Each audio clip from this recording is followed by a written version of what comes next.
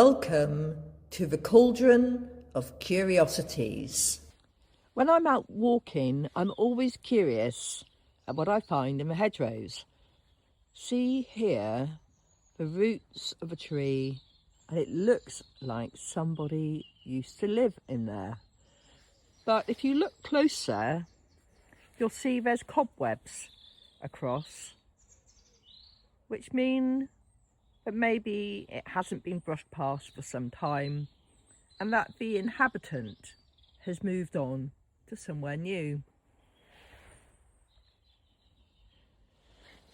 The roots encompass ivy, which still have their black berries, and there we have the alum lords and ladies without the spots, and there is lords and ladies with the spots. Remember, these ones are actually poisonous. Don't eat them. They won't make you feel very well. And we've got growth coming through, which could be the leaves of bluebells coming through on this bank, or it might even be three-cornered leek. I haven't rubbed the leaves. It doesn't smell like three-cornered leek, I have to say. There's ragged robin growing through there. It looks almost like parsley, doesn't it, in some aspects when you look at the individual leaves. And again, another tree. Let's have a look. This one looks like it could well have been used. But it's interesting, isn't it? Because when you look in, it almost looked like there was cloth in there. Can you hear the quacking?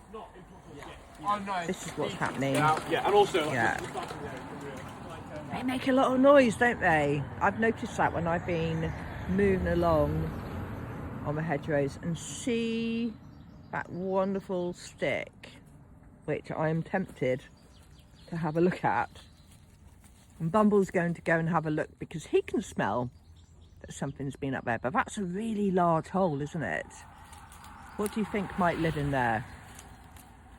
Any ideas? Now, the reason I'm doing this video today is because I'm looking for people to help me with my book, which is called Cornish Hedgerows Self-Care. It brings in some of the plants that we find in our hedges, and I did a series on my podcast last year looking at the plants that I was finding in the hedges. Pure curiosity on my part, but also not everybody gets the opportunity to go out and look at the hedges, especially on a cold day. And I think this is a really attractive example of how ivy can look when it's working its way around a tree. And as you know, ivy can act as a pest, a parasite, and it can kill the tree if it overpowers and drains its energy. But in some cases, places like the Woodland Trust will say, keep the ivy on the tree because the amount of animals and beings that live. There's a really large blanket of ivy here. Look at the arch and where it's moved itself along the trunk and created a curve, almost like a den in the hedgerow. Isn't that beautiful? It's like snakes curving around each other. There we have a weeping willow and ash on the banks of the river. There's hawthorn with some old berries and blackberry. Can you notice there's still blackened berries on that bramble? Nobody ate those. But is it because there was too much dust and pollution? More ivy.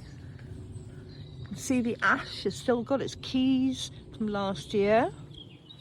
And I thought I'd bring you to see where they've done the work on this bridge. Not so long ago, this field was flooded and the river had broken the banks, and there's another ash there. Can you hear the robin? And I can hear the geese who are further along the river. It may be a grey day, but there's still plenty of colour from spring. And there you have a group of fawns, and that is, if I zoom in, you can see the berries still on the blackthorn. It isn't in flower yet. It suggests that this area is possibly cooler than others, because I've seen blackthorn already in flower in warmer places. Although there isn't a breeze today. I love the way that the trees are curving themselves. Look at this, arching over the water. That looks like somebody's garden more than it does a woodland, doesn't it?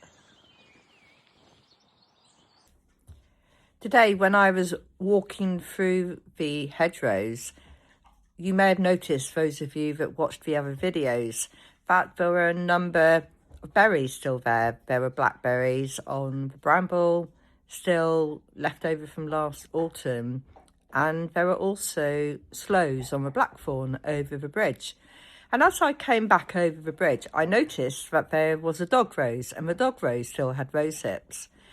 And I wondered to myself, did this mean that the birds had plenty to eat? Or was it because they were close to a riding stables, and were the birds getting plenty of food because of the horses living in those fields nearby? All of these things make me curious, like, why does the ivy curve the way it does? Why do the birds choose particular trees?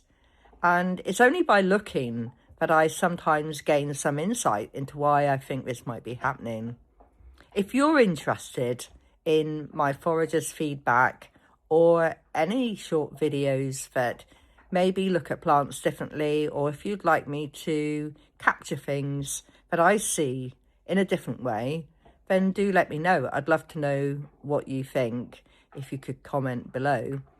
And I'm also looking for someone to help me by reading parts of the book that I'm writing called Cornish Hedgerows Self-Care, and anyone who does want to help will be acknowledged in the publication when that happens. I'm about halfway through and I've got to do some drawing as well, so I'd love some feedback. And if you like to see snippets of hedgerows on your feed, do let me know. Like, comment, tell me what sort of things you're looking for at this time of year.